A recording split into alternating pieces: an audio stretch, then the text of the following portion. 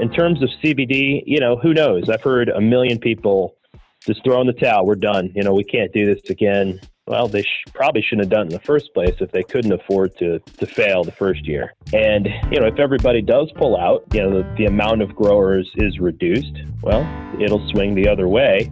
And hopefully the ones that stick with it can be rewarded. That's Josh Leidhecker, a hemp grower and mill operator from Lycoming County, Pennsylvania. This is the Lancaster Farming Industrial Hemp Podcast. My name is Eric Herlock, and today I talked to Josh about how his company, Susquehanna Hemp, is involved in grain, fiber, and CBD production. It's a wide-ranging interview. We cover all kinds of things. We really go deep on what it takes to grow grain hemp. Fascinating stuff. I think you'll learn a lot. We'll also hear from Mia Lowry, who is organizing the Keystone Hemp Conference in Lancaster County next week. And we'll check in with Lancaster Farming news editor Phil Gruber, who's working on a story about hemp's mistaken identity in Lehigh County. But first, a couple of sponsor messages.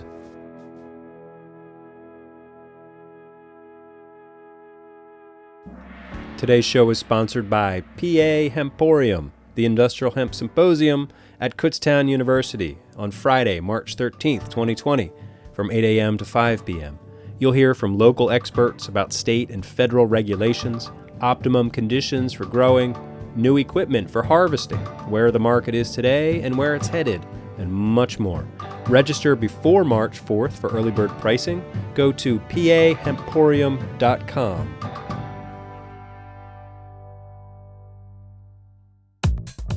This episode is sponsored by Advanced Hemp, the world's first hemp-specific fertilizing system designed to maximize yields and CBD production. At Advanced Hemp, they have a team of 25 PhD plant scientists who have been researching the plant for over 20 years, and they really know their stuff. So if you want heavy yields of high CBD hemp, feed your crops Advanced Hemp. But don't wait. Production is limited, so pre-order now at advancedhemp.com.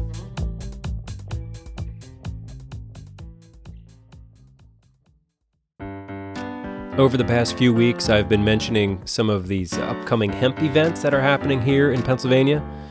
There's the Hemporium in Kutztown on March 13th. There's a Hempcrete workshop down in Kennett Square on March 7th.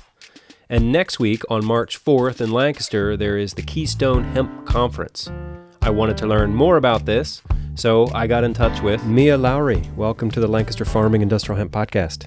So you are one of the organizers of the Keystone Hemp Conference that's taking place, next week in Lancaster on March 4th? That's correct, yes. Yeah. Can you tell me about the conference, what people can expect to get out of it and that sort of thing? Certainly.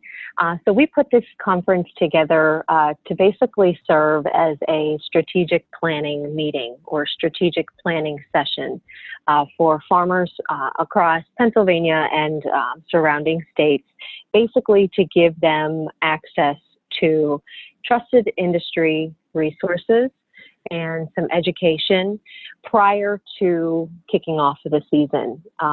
Last year, there was a lot of deficits identified in connecting the supply chain.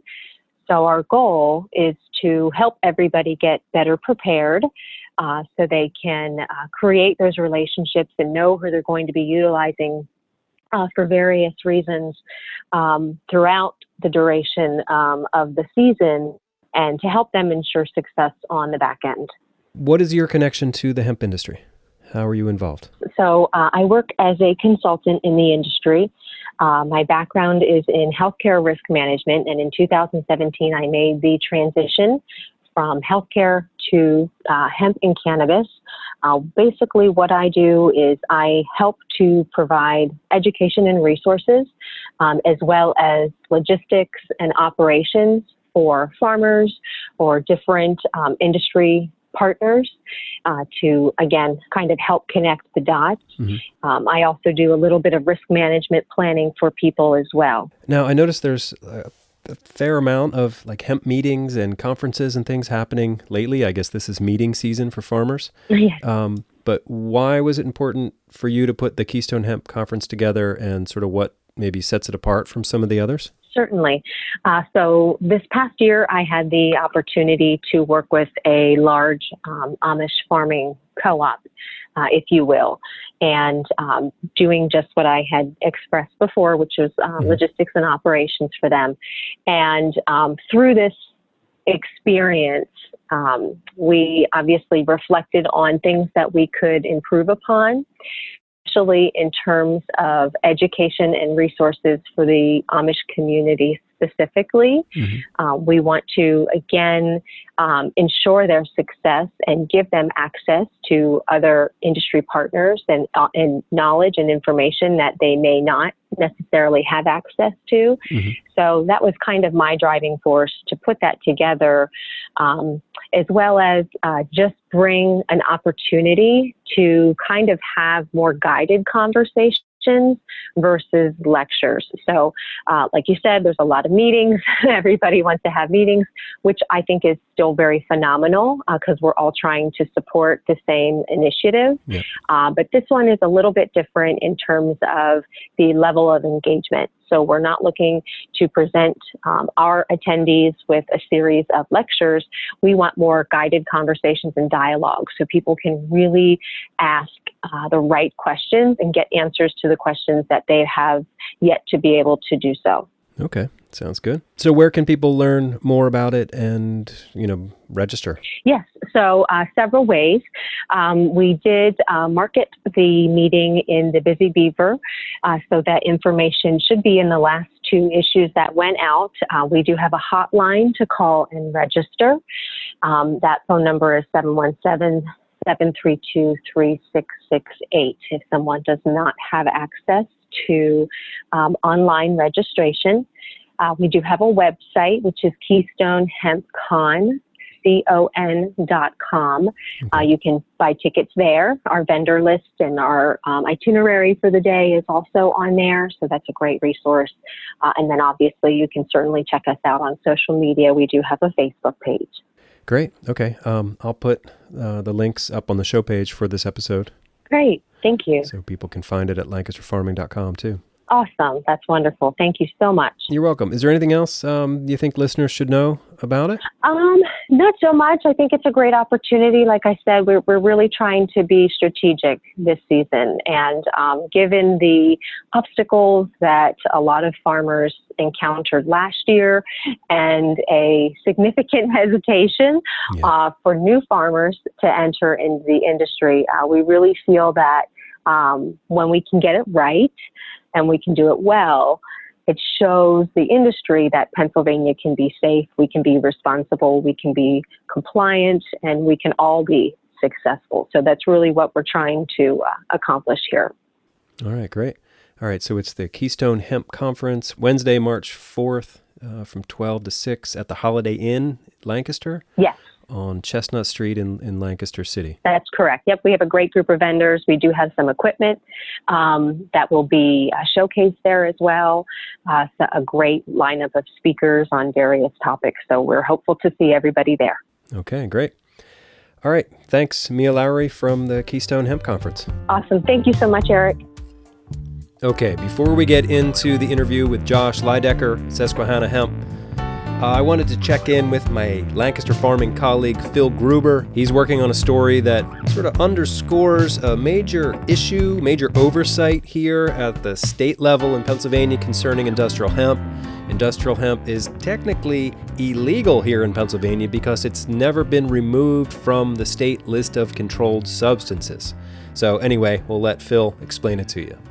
So you are working on a hemp-related story out of Lehigh County.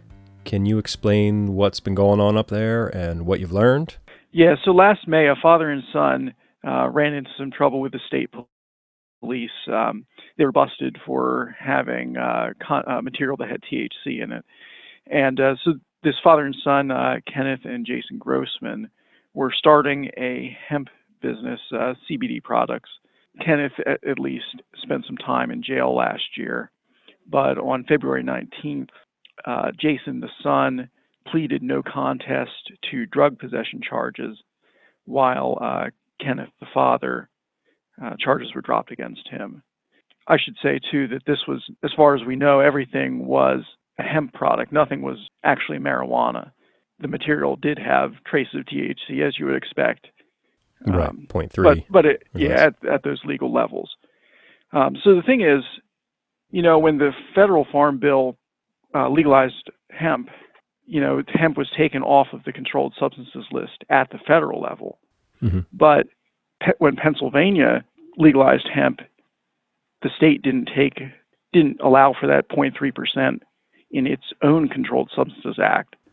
So technically speaking, the state still has a zero tolerance policy toward THC on the books. And that's a potential problem for all Pennsylvania hemp farmers. Yeah, and the hemp advocacy groups like the Hemp Industry Council are definitely concerned about it. They're pushing a bill, Senate Bill 936, and that would basically clear up this loophole. Okay. And so this is a story that you're working on for this Saturday's paper? Yes. So it'll be available in the paper and online. Cool. Thanks for your reporting on this. This is an issue that we've brought up on the podcast before, and it's definitely something that hemp farmers need to be paying attention to. Yeah, it is interesting. The bill was only introduced in November. It does have a couple influential supporters. Those include Senator Judy Schwank, who, of course, is a big hemp advocate out of Berks County. There's Pat Brown, who's the chairman of the Appropriations Committee. He's a Republican, as well as Jay Costa, the Democratic minority leader in the Senate. All right. Phil Gruber, news editor at Lancaster Farming. Thank you. Yep, thank you.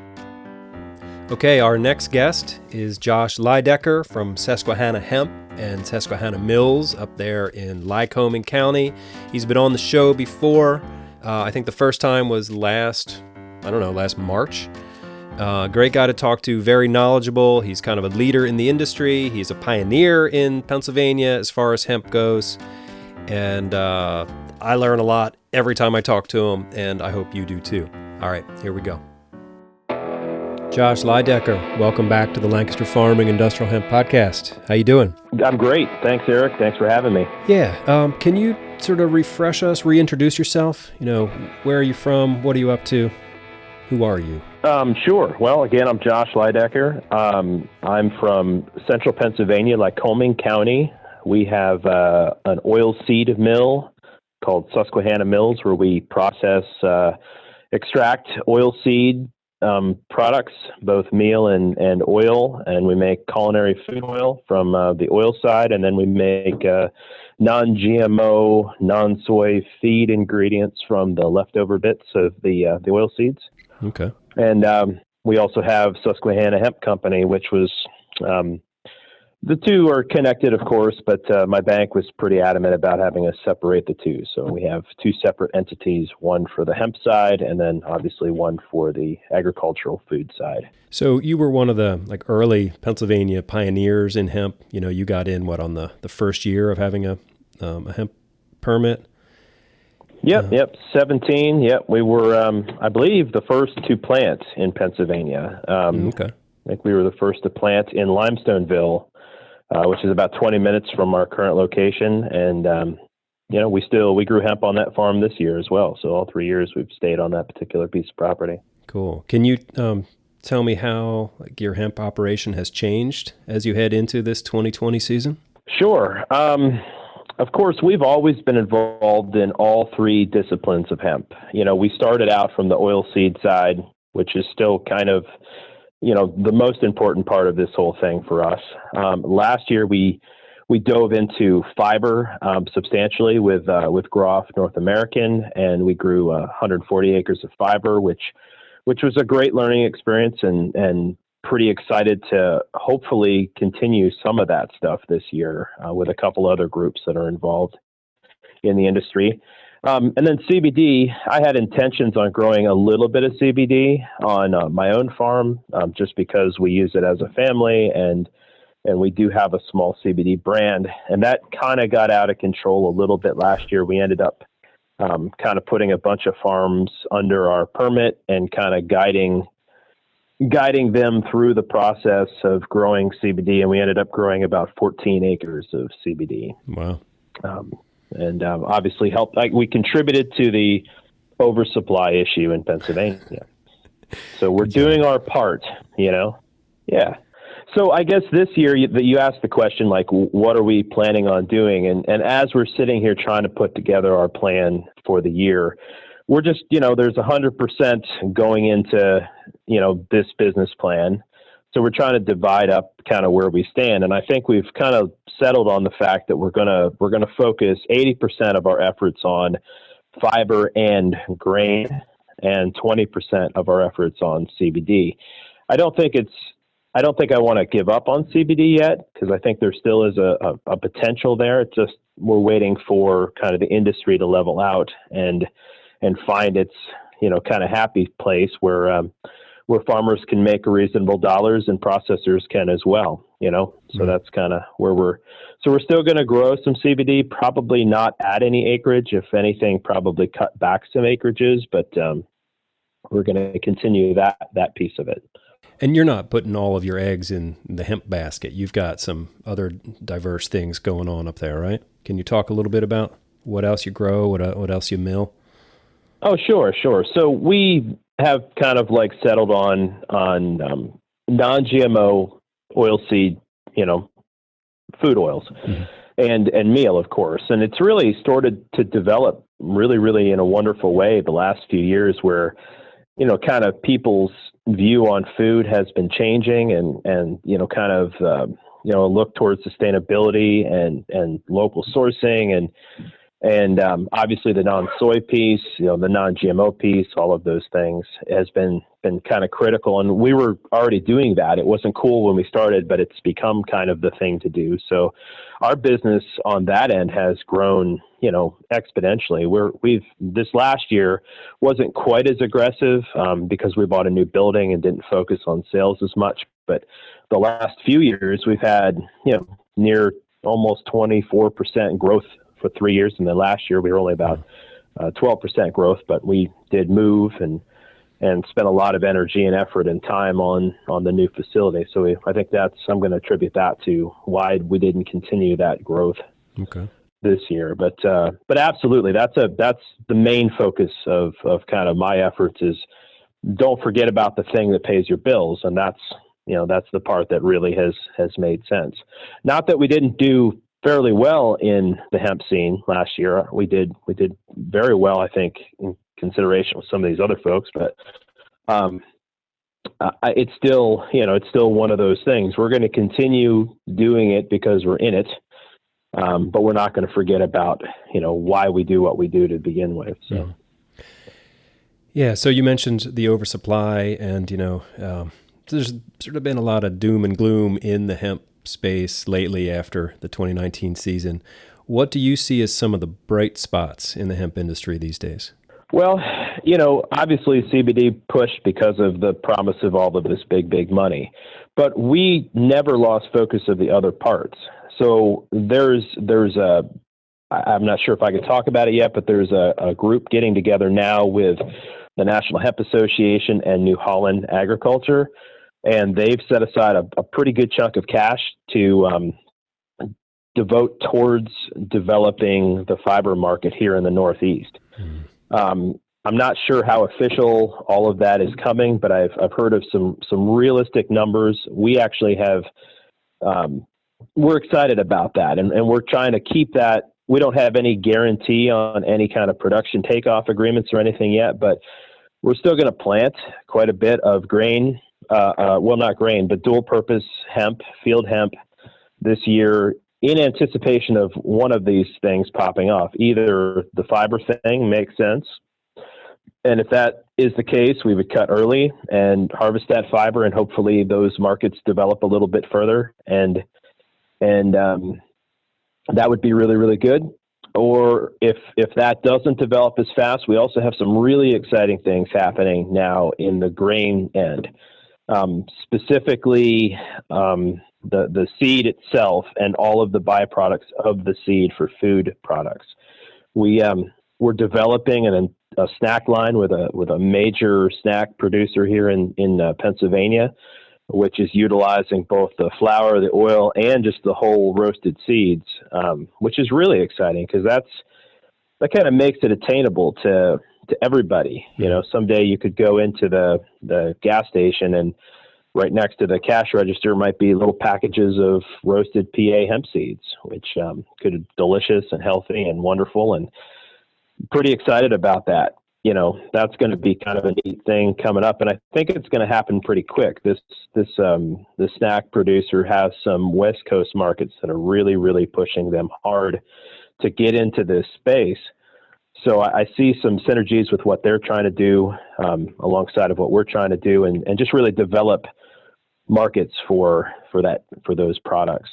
That, and also we're involved in several research projects now utilizing the meal as an animal feed. Right. Now, currently, it's not approved as an animal feed, so a lot of this is experimental. Right. But the fact that there is enough of this going on kind of gives me some comfort, I guess, in the fact that there is going to be a market for the grain. The grain is not for everyone to grow. I mean, it is a intense, not necessarily on the growing side, but the harvesting, cleaning, and drying is really super critical. So it's not for every farmer. It has to be kind of that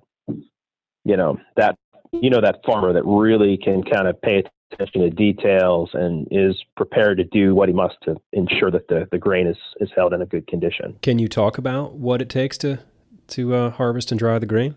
Well, I can. Yeah, sure. So one of the issues is that it's indeterminate. So when you harvest the hemp grain, the hemp plant is still alive. So it's not like your typical crops where wheat is completely dead. It's dried down. It's brown. There's no living space. It just basically there it is. And you wait till you get your appropriate moisture content in your grain and you cut it. Hemp continues to grow, and it will. So at the time of harvest, you may have seeds on that plant that are green. You may have seeds that are falling off on the ground because they're completely ripe. And you have, all of the other, ages of seeds in the middle. So there might be some that are higher moisture, some that are lower moisture, some that are immature, all of these things. So one of the challenges with harvesting grain hemp is being prepared to condition that grain immediately, because it's coming off at anywhere between 18 and 22% moisture. So with all oil seeds, heating of grain is extra important with an oil seed than it is with like a conventional cereal grain, where if you have too much moisture, it will heat very, very quickly. So in other words, I mean, if we need to have somebody prepared to harvest a crop, go ahead and run that crop through a cleaner right off the cuff, because unfortunately, we do not have a host of chemical options for weed control. So if you happen to have a bad year with later water, kind of like we did last year, you're going to have a lot of weeds that come up in that crop. And those would need to be separated out immediately off the truck. And then that grain would need to be conditioned, with a dryer pretty quickly, because it will heat if it has a chance to sit in a truck. And I would say even overnight. I've cut sunflowers before that were, say, 13% moisture, and they were getting warm even after sitting in a truck for 12 hours overnight. So what's the ideal moisture content? Well, we like to process things here between 7 and 8% moisture. So I think storage would be safe under 10, but really for processing, we're looking for a 7 to 8% moisture content. Okay. So it takes that certain kind of farmer that has that attention to detail, has that equipment, has that capacity, has the manpower to kind of like see it all the way through until it's safe and able to be stored for a long term. Okay. So what types of farmers that are sort of out there now would be sort of prepared to pivot to hemp? For grain hemp? Yeah. So grain hemp, someone who has on-site storage and the ability to clean grain. And not everyone is like that anymore. I mean, with all of the elevators that are accepting, corn, wheat, soybeans at whatever condition you bring in, has kind of made it not a complete necessity to store grain on farm anymore. Right. So it has to be the sort of farmer that has obviously equipment that he feels comfortable cutting a crop like hemp, has the kind of the will to do it because it could potentially not go well for him. And has the equipment to like immediately deal with it right off. So out of the field into the combine, out of the combine into a truck, out of the truck into a cleaner to take away as much of that that green leafy material and whatnot that might happen to be in it, weed seeds, all of those details, and then get it on a floor so it can be dried, either a stationary kind of bin dryer, or we used a batch dryer. We had a rotary batch dryer that we used last year, and then one of my friends had another larger, it's like a homemade thing, but basically it was a continuous flow dryer. And to get that stuff dried to a safe condition as quickly as possible so it maintains the quality of the grain, because we really are heading towards food grade sort of applications for this grain. So it really needs to be cared for. What should hemp farmers be thinking about now, in your opinion? Here it is in mid to late winter 2020. Where should these farmers' heads be at right now? Well, I mean, I wish I had a set true answer, but really establishing relationships with people that can take these products. And there isn't really that many. I heard, I got a letter from Groff said they were not going to contract right. fiber for this year. I don't think they're out of the game. I think they're just trying to catch up with what happened last year. So right now there's not a current takeoff agreement for fiber. For grain, I mean, I'm a processor, but I don't know what the market is going to be. So it's going to be really hard for me to say to, farmer XYZ, hey, I'll take your grain and I'll pay you this much for it, because I really don't know where it's going to go. So it's got to be the sort of farmer that's really has kind of the stomach for diving into the unknown,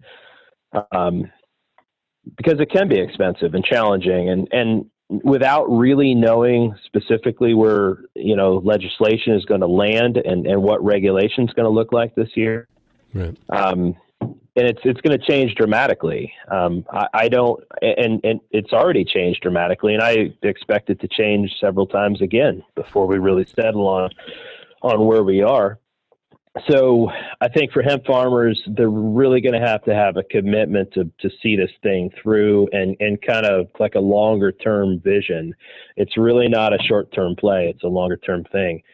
So that's kind of my perspective there. In terms of CBD, who knows? I've heard a million people just throw in the towel. We're done. We can't do this again. Well, they probably shouldn't have done it in the first place if they couldn't afford to fail the first year. Right. So we've got, there's a lot of guys out there that gained experience in CBD. And, what I'm telling my guys, my growers, is that, we learned an awful lot last year. And, if everybody does pull out and, the amount of growers is reduced, well, it'll swing the other way. And hopefully the ones that stick with it can be rewarded next year. So, that's kind of my advice to anybody coming to me wanting to grow CBD this year is, number one, if you can't afford to lose the input costs, don't do it. If you can afford to lose $5,000, spend $5,000. If you can't, then don't grow, hemp. Don't try CBD, because who knows what's going to happen. It seems like the end product market is still very, very strong. It's just going to take a little bit of time for the processing to catch up to the middle, Mm-hmm. and those markets to kind of settle. And I don't know that they're ever going to reach those insane numbers of last fall, those, $4-5 a percentage point, but it's still going to be a specialty crop. And I think that specialty crop will still demand a fairly high rate of return because it is specialty. And if it's done correctly, it should be valuable. And I think that there is a place for it, but I don't think it's going to be at those numbers, again. Okay. I could be wrong. I've been wrong once. So I see that in a couple of weeks you are speaking at the Pennsylvania Hemporium. This is on March 13th at Kutztown University in Berks County. And I see that you're listed on talking about the state of the market and taking products to market.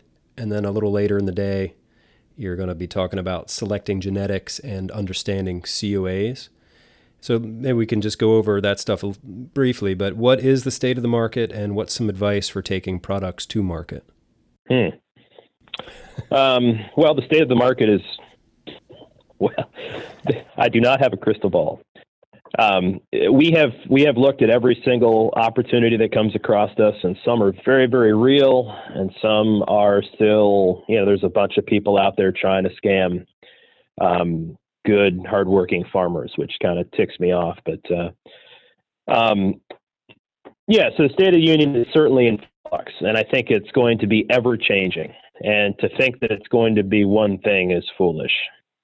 I do think that it's going to continue to modify itself, change, make adjustments as, the true volume of supply shows itself, because a lot of that has not really been completely quantified. I think that a lot of people grew hemp, and I think there was good hemp and there was bad hemp. And I think which we're finding now, like we're finding that, processors are not equipped to deal with, pesticide residue or in their hemp. So who knows how much of that hemp was grown will be immediately consumed by this market as the market develops.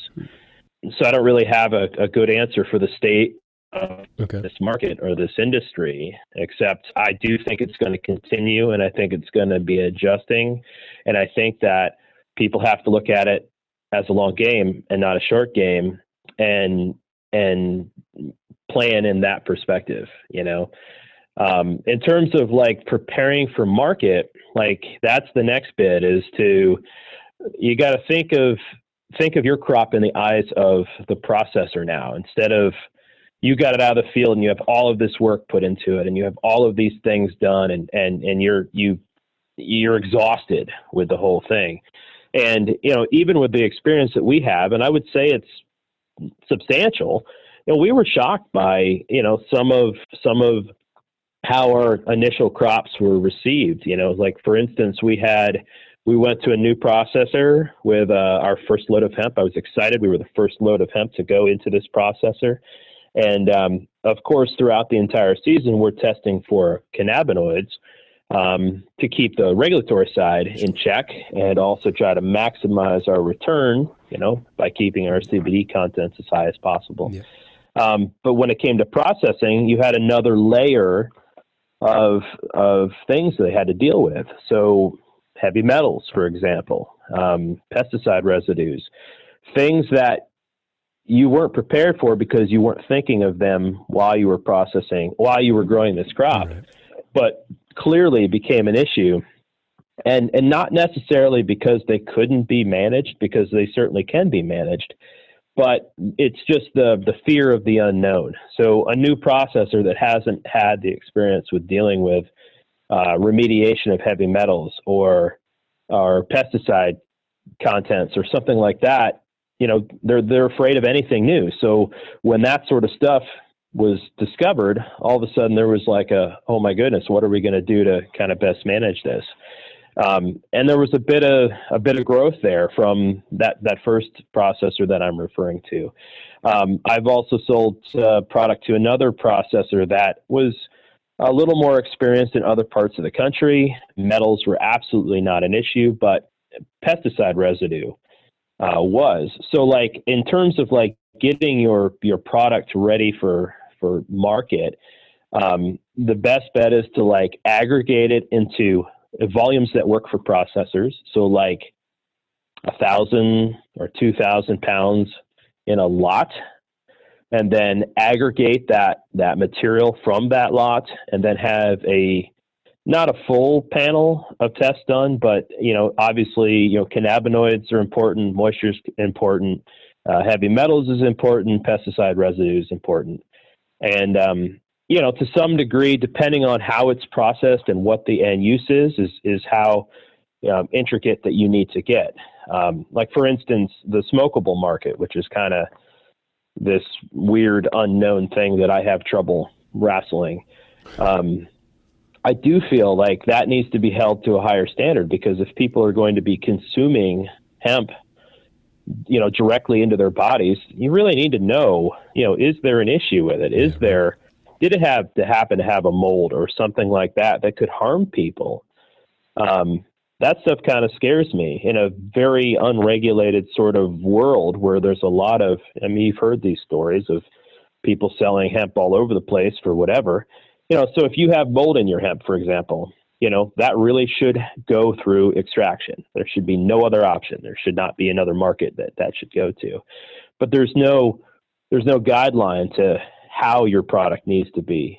You just have to figure it out, and everybody's hunting for money. So, if somebody comes along and says, I'll buy 100 pounds of this for smokable, and they have money, people take it and they go.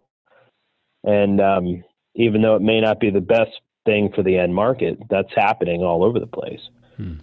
So I think a better view on kind of like the testing in relationship to the end product is the most important thing. So in other words, if you're going to go, say you've got all these heavy metals, pesticide residues, mold, all this stuff, maybe that product should go through into an isolate product instead of full spec product. Yeah, sure. That's kind of the guidance that I hope that I can share, like with the Department of Ag when it's time. I'd love to, they've asked me to come be a part of this, the hemp steering committee. And I'm hoping that I can, add the farmer's perspective and some of the challenges that we're running into. And hopefully in the next few years, we can really develop, some sort of regulation that works for everybody, and really, kind of pinpoints how we can produce really high quality things within that regulation. The other thing you're going to be talking about at this Hemporium on March 13th is selecting genetics and understanding COAs. Now, I don't want to steal your thunder or whatever, but can you give us a couple of nuggets of what you might be talking about there? Well, sure. Yeah. I mean, and the COA is basically, it's a guide. It's not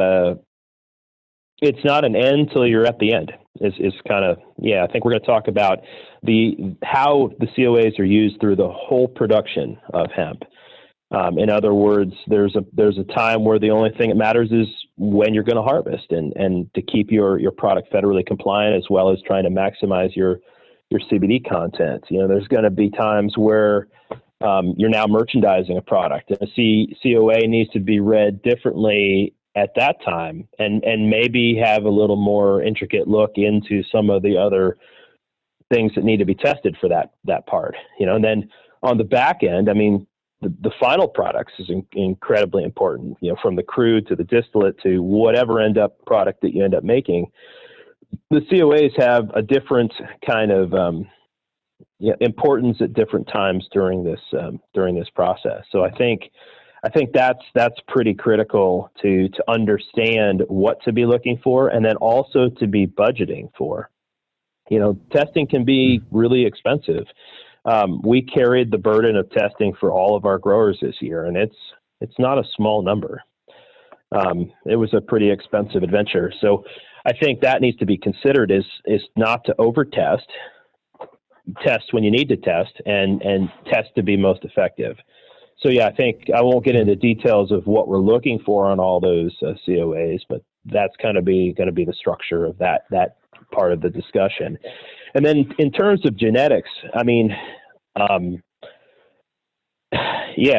think that we're so early in the development of this industry that I do think that there are some safer bets, in terms of genetics, but I don't know that there's any one solid answer. There's not going to be a direct answer. So at least not for a few years. I think that technology is possible. And I think that as long as regulation allows, the growing pains to kind of grow into where it needs to be, I think we'll get there. But genetics are a tough one. It's you can be 100% sure of nothing. Is really what it comes down to. I was privy to some of the test results on even fiber and grain genetics, where you had the potential of getting a hot test on some of those, and that's a big challenge.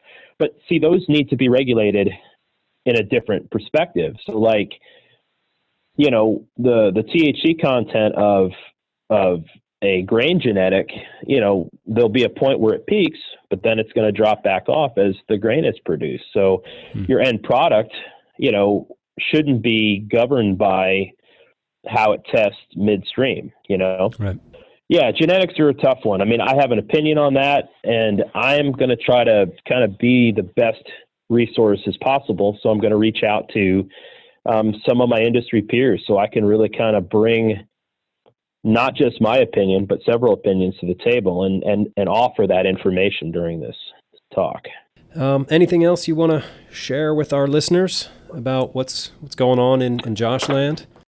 No, I mean, we're looking at just kind of making agriculture as satisfying as possible and trying to support the growth of all different sort of directions and not your typical what's always been done. Like, we don't grow standard things. We always grow oddball things. And what are some of the weirdest seed oils that you press? Well, I had a friend that went down to Louisiana, and there was apparently some sort of tree that makes a seed that is just everywhere, very prevalent down there. And I don't recall what the name of this was, but he brought it back up and he said, "Hey, I need you to crush this stuff." And it was the weirdest thing. It was such a saturated oil, like it would go through the extraction mill, and as soon as it came out of the sieve of the head where the oil drips out, it would drip, but it would turn solid before it hit the beaker that was underneath it. Whoa. It was really strange. Yeah, it was high, like incredibly saturated. And it was an interesting project, but I have all the time people are bringing me stuff to process. I have some sort of bitter hickory nut that came from Kentucky in the shop now that needs to be processed. I've crushed pecan bits. I had a farmer in South Carolina or North Carolina, wherever they grow pecans, send me up a whole bunch of like broken pecan bits to crush, which was kind of exciting. And it was a byproduct for him. So he was trying to utilize it to make a higher quality or a better quality side product line from it. So that was kind of cool. But, yeah, we're always looking. We've got a project where we're going to plant some oilseed pumpkins this year, which is kind of exciting. When I was traveling in Austria and Germany a couple of years ago, I saw a harvesting device which was designed for picking up oilseed pumpkins and smashing them and collecting the seeds, but throwing the rest back out in the field. It was pretty cool. And we sell to a lot of really high-end restaurants, and they're always looking for other interesting things. So pumpkin seed oil is certainly one of those that I think we could make something pretty neat about, Yeah, you're crushing it up there, huh? Well, yeah, literally, I guess. Yeah. Yeah, we're winterizing some sunflower oil right now. That's kind of today's mission for our retail line, which I think I did post some interesting things on our Facebook page about that, which is kind of neat. And we are also, I just took another load of biomass over to a lab in Scranton to extract, and I posted some videos on our Susquehanna Hemp Company page showing some of that, which was kind of cool. I think it's important that people kind of understand what it takes to go through all this stuff. It's not just, it's not just simple. There's lots of steps to it. So that's what I'm trying to do. And I had permission from them to share those, which a lot of places don't like that, don't want to do that sort of thing. I will put links to that stuff on the show page for this episode so listeners can go check it out. Mm-hmm. Cool. Sure. All right. Well, Josh Leidhecker. Yeah. Thank you for your time today. Well, thanks for talking with me. All right. Well, that pretty much does it for me. Thanks for listening. My name is Eric Herlock. I am the digital editor at Lancaster Farming newspaper. Thank you to Mia Lowry and Josh Leidhecker and Phil Gruber for joining me today. If you have questions or comments, feel free to email me at podcast@lancasterfarming.com. Check us out online, lancasterfarming.com. Be sure to find the show page for this episode there, and you'll get all kinds of links and additional information. So, okay, until next time, I'll see you in the newspaper.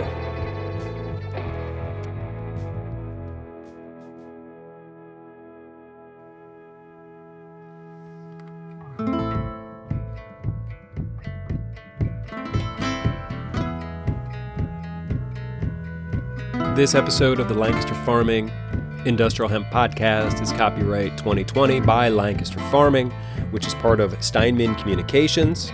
Today's show was written and recorded, edited, and produced by Eric Herlock. The music you hear throughout the show is courtesy of Tin Bird Shadow, including the music in the ads. How about that?